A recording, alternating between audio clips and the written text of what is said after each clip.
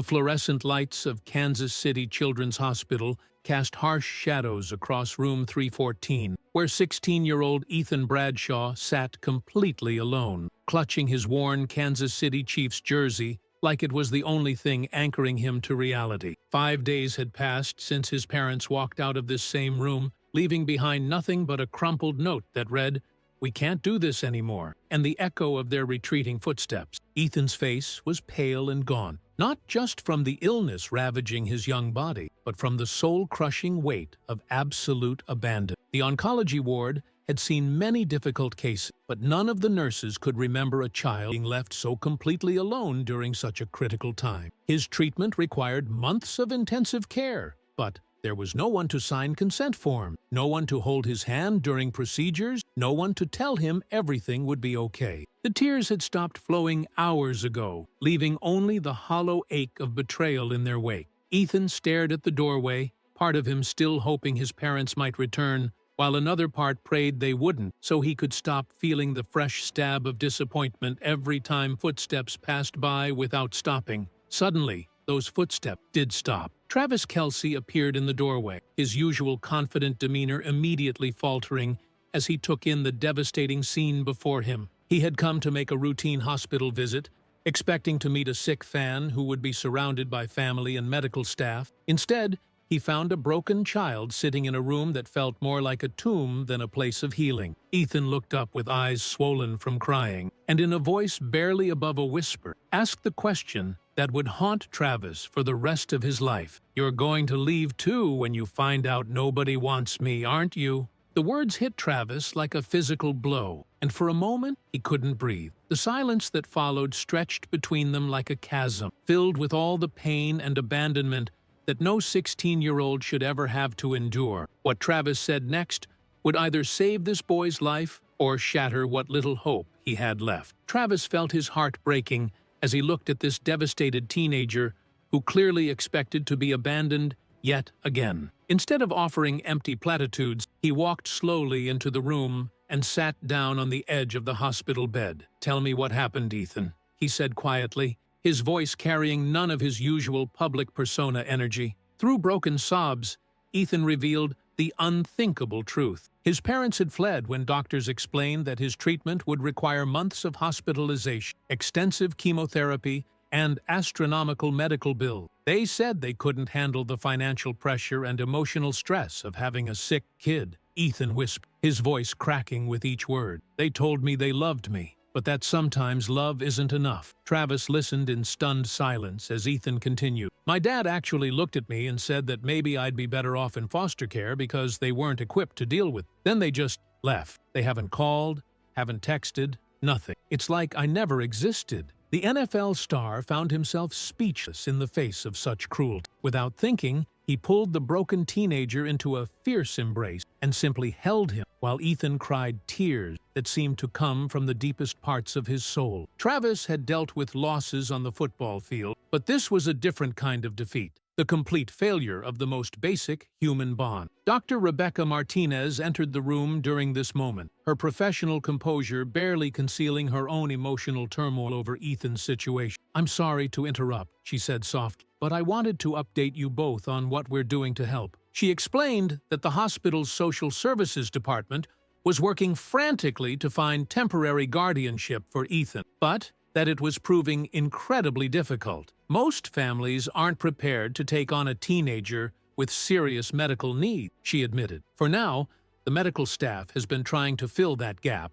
but we can only do so much legally." Travis looked at Dr. Martinez and made a promise that surprised even himself. "I'll be back tomorrow, and the day after that." "Ethan, you're not going through this alone anymore." True to his word, Travis returned the next day with bags of hamburgers from Ethan's favorite restaurant and spent hours talking about football, life, and anything that might bring a spark back to the boy's eyes. For the first time in weeks, Ethan actually smiled when Travis demonstrated a touchdown celebration that had gone viral on social media. "You know," Ethan said, managing a weak laugh, "I always dreamed of meeting you, but I never imagined it would be like this." "Sometimes the best things come from the worst circumstances," Travis replied, though he wasn't sure he believed it yet himself. That evening, As Travis was preparing to leave, Madison Torres, the hospital's head social worker, knocked on the door with an expression that immediately set off alarm bells. She had news that would test Ethan's fragile emotional state even further. "Ethan, I need to tell you something difficult," Madison said, pulling up a chair. "Tyler Hutchinson called today, your best friend since elementary school. He wanted me to tell you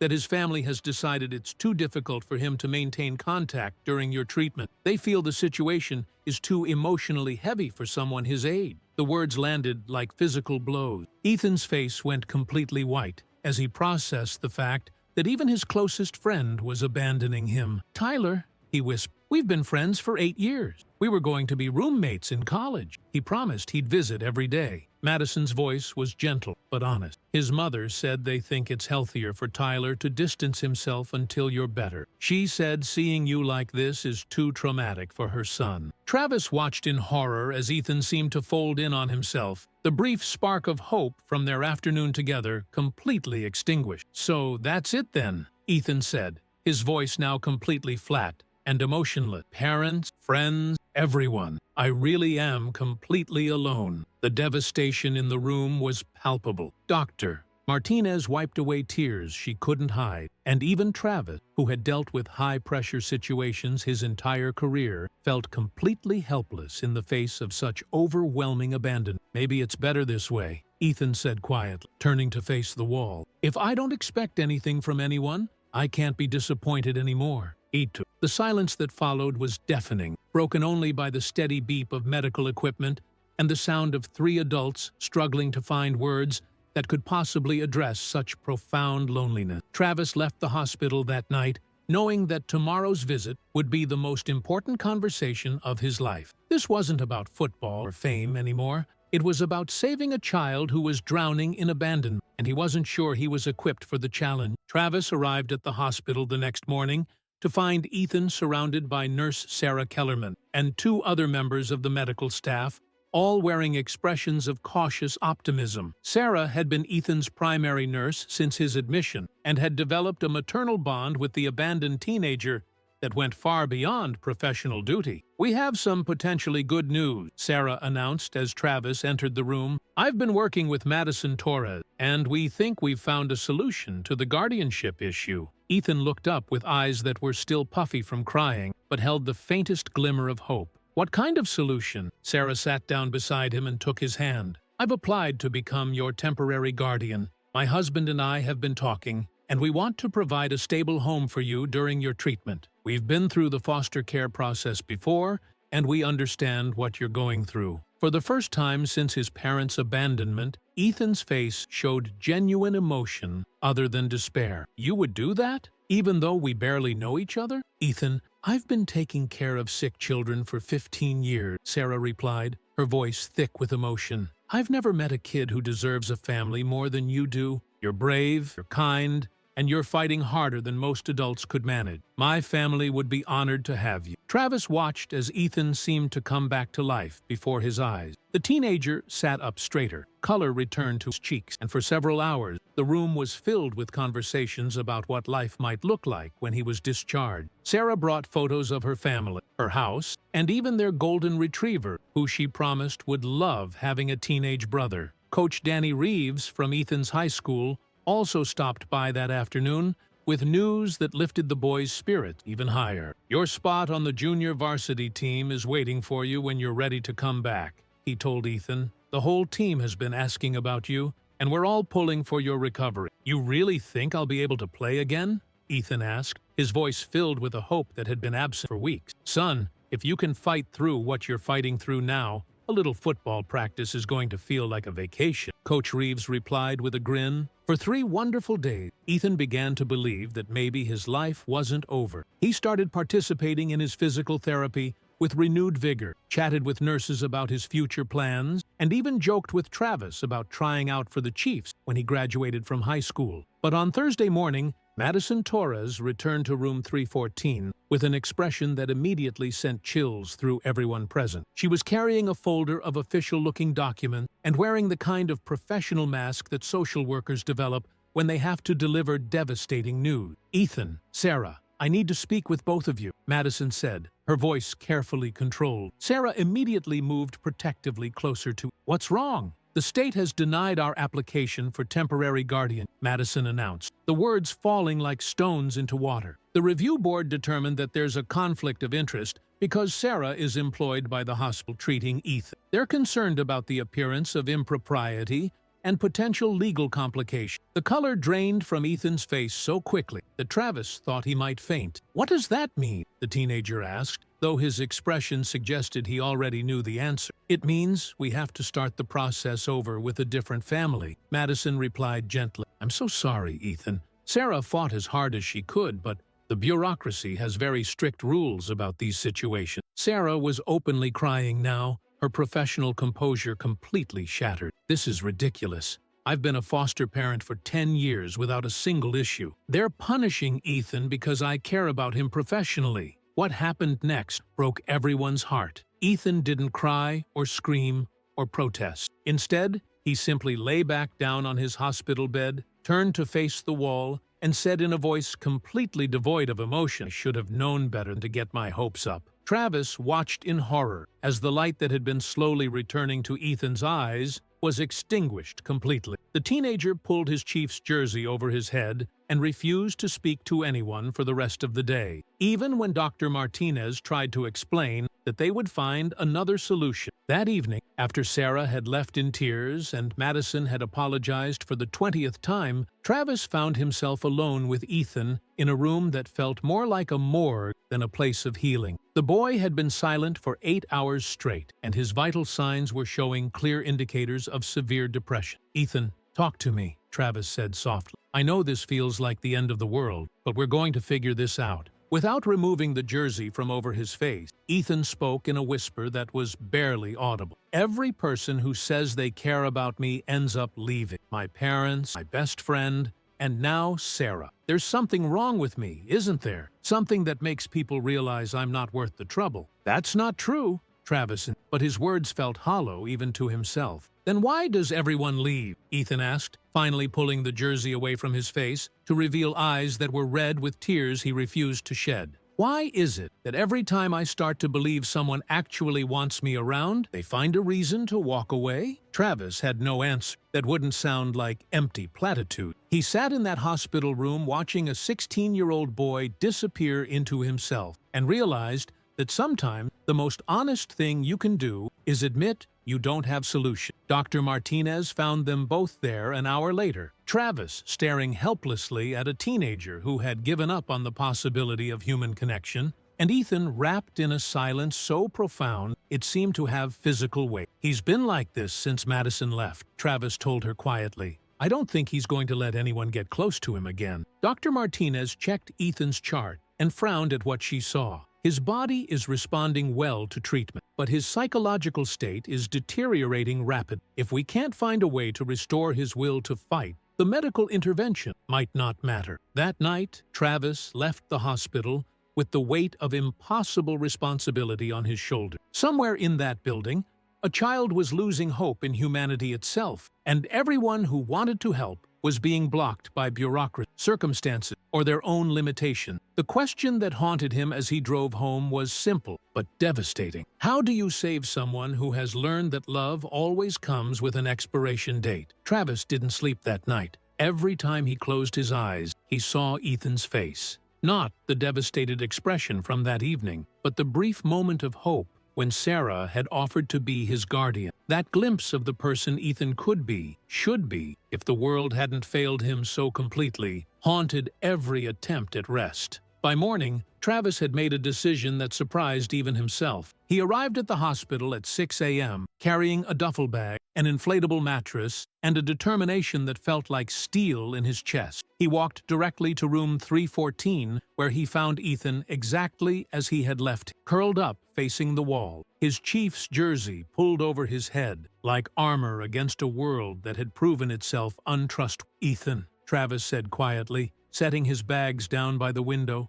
"I need to tell you something." The teenager didn't respond, didn't even acknowledge that anyone had spoken. "You said that everyone who claims to care about you ends up leaving," Travis continued, pulling the inflatable mattress out of its packaging. "So I'm going to prove you wrong in the most basic way possible. I'm not leaving." Still no response from Ethan, but Travis noticed that his breathing had changed slightly, suggesting he was listening despite his silence. "I'm moving in," Travis announced, beginning to inflate the mattress. "Right here, in this room, until you believe that not everyone in this world is going to abandon you when things get difficult." This finally got Ethan's attention. He pulled the jersey away from his face and stared at Travis in disbelief. "What are you talking about?" "I'm talking about the fact that you've been let down by every adult who was supposed to protect you," Travis replied, positioning the mattress beside Ethan's hospital bed. "Your parents, your friend's family, even the system that was supposed to help Sarah become your guardian. So I'm going to show you what it looks like when someone actually keeps their word." Keys. The morning shift nurse, Jessica,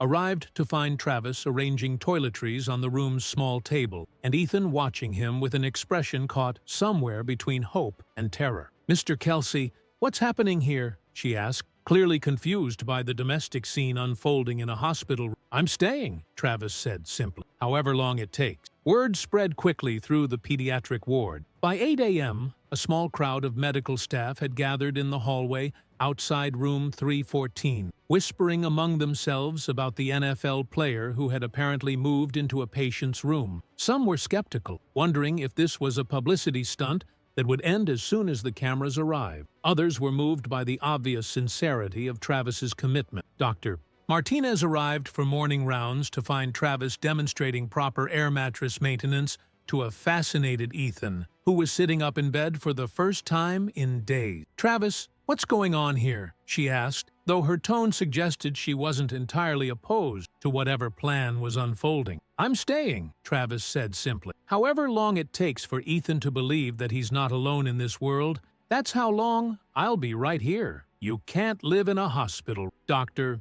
Martinez protested, though weakly. "Watch me," Travis replied. "I've cleared my schedule for the next month. My agent thinks I have lost my mind, but that's his problem. This kid needs to see what it looks like when someone chooses to stay instead of choosing to leave." Dr. Martinez studied the scene before her, Travis organizing his belongings with military precision, Ethan watching every movement with the intensity of someone afraid to blink in case the mirage disappeared. She had been working with pediatric patients for 15 years and had never seen anything quite like this. "Ethan," she said gently, "how do you feel about this arrangement?" The teenager was quiet for a long moment before answering. "I don't know if I should believe it's real," he said honestly, "but for the first time in weeks, I don't feel like I'm waiting to die alone." Over the next hour, word spread through the hospital about what Travis was doing. The response was immediate and overwhelming. Nurse Sarah Kellerman appeared in the doorway with her own bag packed, her eyes red from crying but her expression determined. "If hospital policy won't let me be Ethan's guardian, it can't stop me from being his family in every other way that matters," she announced, setting up a small area near the window where she could sleep during her off hours. Sarah's decision created a ripple effect throughout the medical staff.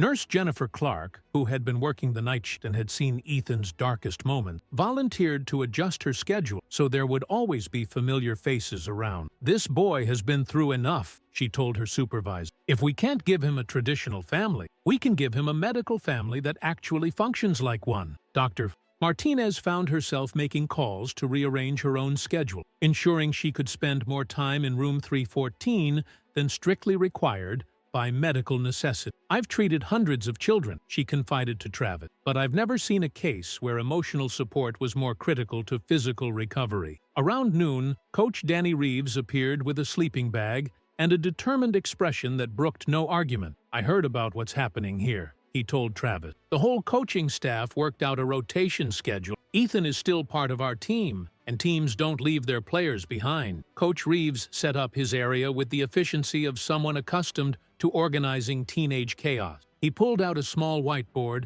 and began sketching football plays, explaining to Ethan how the team had modified their strategies in his absence. "We're saving your spot on the field," he said. "But more than that, we're saving your spot in our family." The transformation in Ethan was subtle but noticeable. He began participating in conversations, asking questions about the plays Coach Reeves was drawing, even managing small smiles when Travis attempted to demonstrate defensive positions with limited space. Madison Torres arrived that evening with takeout dinner for everyone and her own pillow, explaining that she had taken personal time off to advocate for Ethan full-time. "The system failed you," she told him directly. "But the people in this room aren't the system. We're your family now, whether the state recognizes it or not." "But why?" Ethan asked, the question that had been building all day finally spilling out. "Why are you all doing this? You barely know me. I'm just some kid whose own parents didn't want him." The room fell silent as everyone processed the raw pain in Ethan's voice. Travis sat down on the edge of the hospital bed and looked directly into the teenager's eyes. "Ethan, can I tell you what I see when I look at you?" Travis asked. "I see a 16-year-old who's fighting cancer while dealing with abandonment that would destroy most adults. I see someone who still says please and thank you to nurses, even when he's in pain. I see a kid who worries about being a burden to people who are volunteering to help him." Sarah moved closer, her maternal instincts in full force. "Honey, when I became a nurse, I took an oath to do no harm and to care for the sick. But what you've taught me is that sometimes caring means going beyond medical treatment. Sometimes it means becoming family for someone who needs it." Coach Reeves nodded emphatically. "In 23 years of coaching, I've learned that the measure of a person isn't what happens to them. It's how they respond to what happens to them. Your response to being abandoned was to worry about being a burden to others. That tells me everything I need to know about your character." Dr. Martinez approached from a medical perspective. "From a clinical standpoint, I can tell you that patients with strong emotional support systems recover faster and more completely. But from a human standpoint, I can tell you that you've reminded all of us why we chose careers in helping people." Madison Torres smiled through her tears, "And from a social work perspective, I can tell you that most kids who go through what you've gone through become angry and closed off. The fact that you're still capable of gratitude and concern for others tells me that you're exactly the kind of person the world needs more of." As evening approached, the unusual family had established routine. Travis helped Ethan with physical therapy exercises. Sarah monitored his medications with the precision of someone who cared deeply about the outcome. Coach Reeves entertained him with stories from past seasons. Madison worked on legal paperwork to ensure Ethan's rights were protected. And Dr. Martinez checked his progress with the attention of someone invested in more than just medical outcomes. For the first time in over a week, Ethan spoke more than a few words at a time. "I keep waiting for this to feel too good to be true," he admitted, as they settled in for the night. "I keep waiting for someone to remember that they have better things to do than take care of someone else's unwanted kid." Travis positioned his sleeping bag beside Ethan's bed and looked up at the teenager who was trying so hard to believe in goodness again. "Ethan, I need you to understand something. You're not someone else's unwanted kid. You're our chosen family member. There's a difference between being unwanted and being chosen by the wrong people initially." "What's the difference?" Ethan asked. "Being unwanted means nobody sees value in," Sarah answered from her makeshift bed near the window. "Being chosen means people recognize your value and decide to make you part of their lives intentionally." That night, as the improvised family settled into sleep, something had fundamentally shifted in room 314. The sterile hospital environment had been transformed into something that felt like home, not because of the physical arrangements, but because of the intentional love that filled the space. Around 3 a.m., Ethan's voice broke the silence. "Travis, are you awake?" "Yeah, buddy. What's up?" "I'm scared," Ethan whispered. "Not of the cancer. I'm scared of believing that you guys are really going to stay, because if you leave after I let myself hope again, I don't think I'll survive it." Travis sat up and looked at the teenager who was trying so hard to be brave. "Ethan, I can't promise that nothing bad will ever happen again, but I can promise that whatever happens, you won't face it alone. That's not a promise I'm making lightly." "How can you be so sure?" Ethan asked. "Because a week ago, I thought I understood what it meant to be part of a team," Travis replied. "But watching you fight this battle showed me what real courage looks like. You're not just some kid I'm helping. You're someone who's teaching me what it means to never give up. That's not something I walk away from." The next morning brought unexpected visitors. Several other patients from the pediatric ward had heard about the family room and asked if they could visit. 8-year-old Maria, who was dealing with her own family crisis, shyly asked if she could sit with them during breakfast. 12-year-old David, whose parents lived too far away to visit daily, wondered if he could do homework in their room where it didn't feel so lonely. Dr. Martinez watched from the doorway as Ethan, who had been the picture of isolation just days before, helped Maria with her cereal and offered to help David with his math homework. The transformation was remarkable. Ethan had gone from being consumed by his own abandonment to actively caring for other children who needed support. He's becoming the person he needed when he was at his lowest point. Dr. Martinez observed to Travis, "That's the mark of someone with genuine character." 3 days later, when a different social worker arrived to discuss new guardianship options, Ethan looked around the room at Travis, Sarah, Madison, Coach Reeve, and Dr. Martinez, and said something that brought tears to everyone's eyes. "I don't need the state to assign me a family," he announced with confidence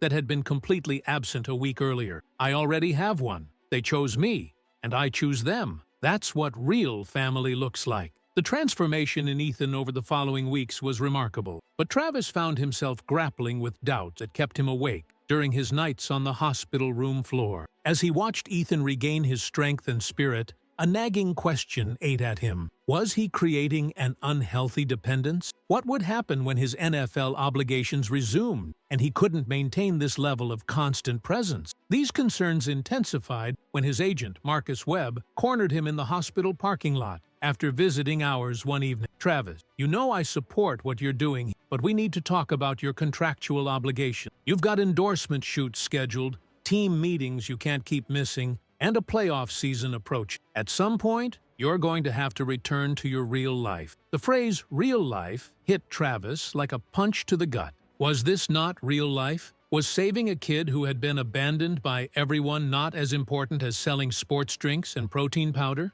That night, as he lay on his air mattress listening to Ethan's steady breathing, Travis wrestled with memories of his own adolescence. He remembered being cut from his high school varsity team as a sophomore, the devastating feeling of coaches telling him he wasn't good enough, wasn't big enough, wasn't fast enough. He remembered going home that day convinced that his dreams were over, and how close he had come to giving up on football entirely. The difference was that Travis had gone home to parents who believed in him, to a family that reminded him that one rejection wasn't the end of his story. Ethan had gone home to empty, to the realization that even his parents couldn't be counted on when things got difficult. "Maybe I'm being selfish," Travis confided to Dr. Martinez during one of their regular conversations outside Ethan's room. "Maybe I'm staying because helping him makes me feel good about myself, not because it's what's best for him." Dr. Martinez studied him carefully before responding. "Travis, can I ask you something? What do you think would happen to Ethan if you left right now?"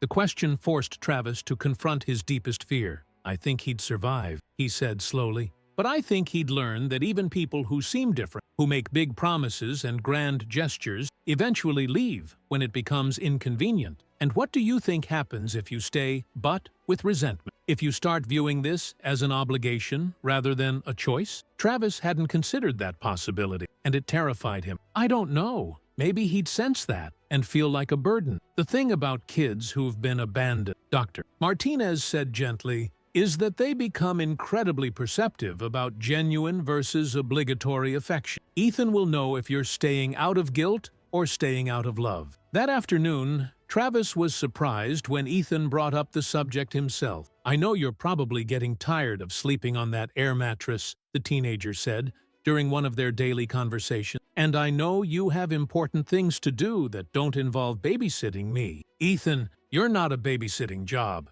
Travis replied, but he could see that the boy was building up to something difficult. "I've been thinking about what you said about family being a choice," Ethan continued, his voice unusually serious. "And I realized that means I get to choose too. I get to choose to believe that you're here because you want to be, not because you feel sorry for me." Travis felt something shift in his chest as Ethan continued. "I don't need you to promise me forever, Travis. Nobody can promise forever, and anyone who tries is probably lying. But you've already given me something that nobody can take away." "What's that?" Travis asked. "You showed me that there are people in the world who don't give up on others just because things get hard. You proved that loyalty actually exists, that when someone says they care about you, It doesn't automatically mean they're lying or that they'll change their mind when it becomes inconvenient. Ethan paused, gathering his thoughts before delivering the words that would stay with Travis forever. My parents taught me that love has conditions and expiration date. You taught me that real love doesn't have either. Even if you have to leave tomorrow, even if your career demands that you can't be here every day, you've already given me enough evidence that good people exist. That's not something that goes away just because you're not in the room.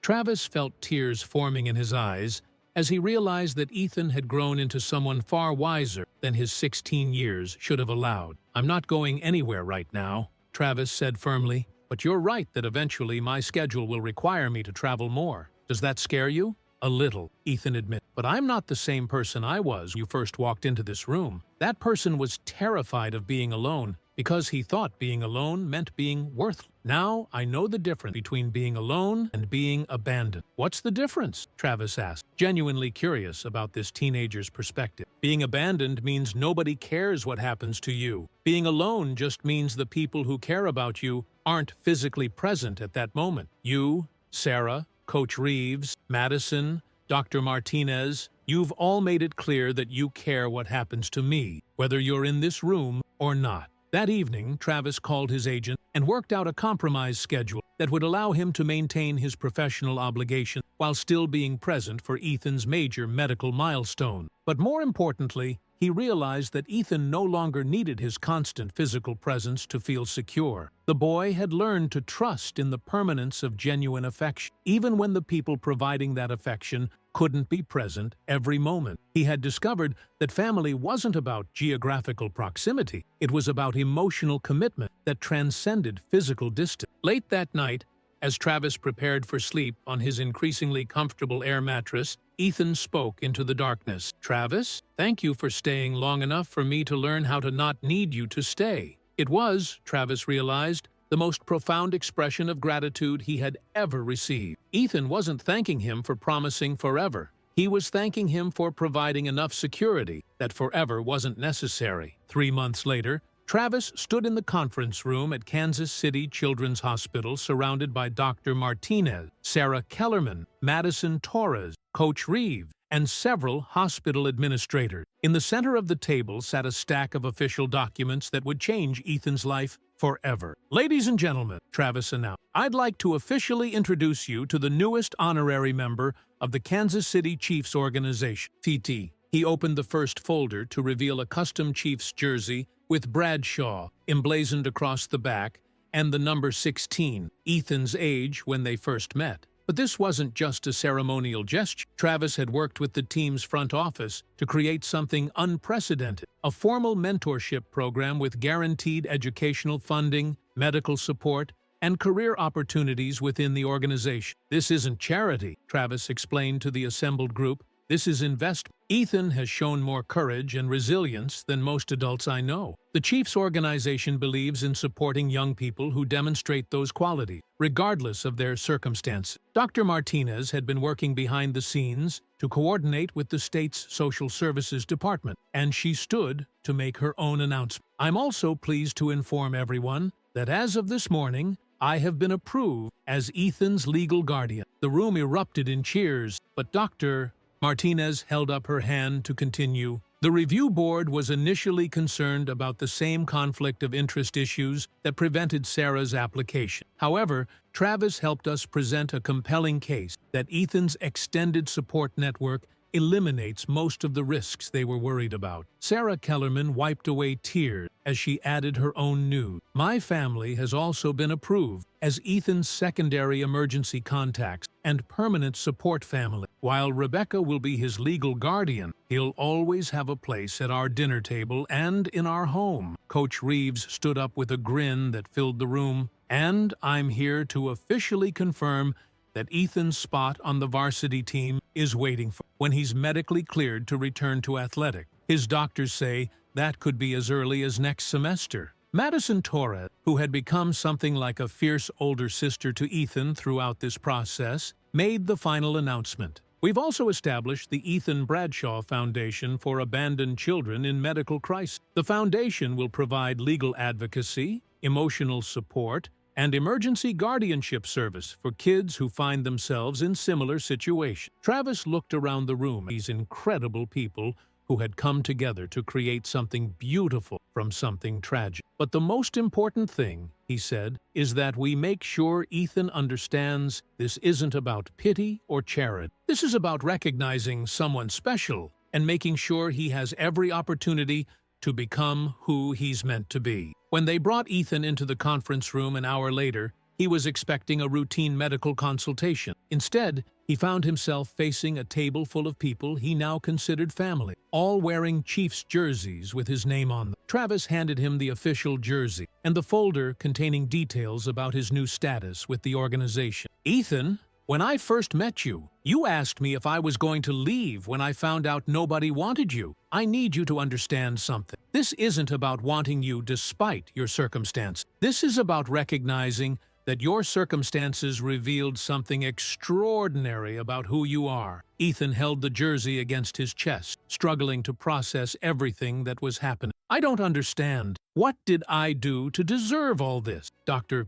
Martinez answered before Travis could respond. "Honey, you survived something that would have destroyed most people. You maintained your kindness and your hope even when every adult in your life had failed you. You taught all of us something about what real strength looks like. You showed us what it means to fight not just for your own survival, but for the possibility that the world might be better than your worst experiences suggested," Sarah added. Coach Reeves leaned forward with the intensity he usually reserved for championship games. "Son, I've been coaching for 23 years, and I've never seen anyone demonstrate the kind of mental toughness you've shown. That's not something that happens by accident. That's character." Madison Torres smiled through her tears as she handed Ethan another folder. "And this foundation we're starting in your name, it exists because you've proven that no child should have to face medical crises alone. You're going to help us make sure other kids get the support you should have had from the beginning." Ethan looked around the room at people who had become his chosen family,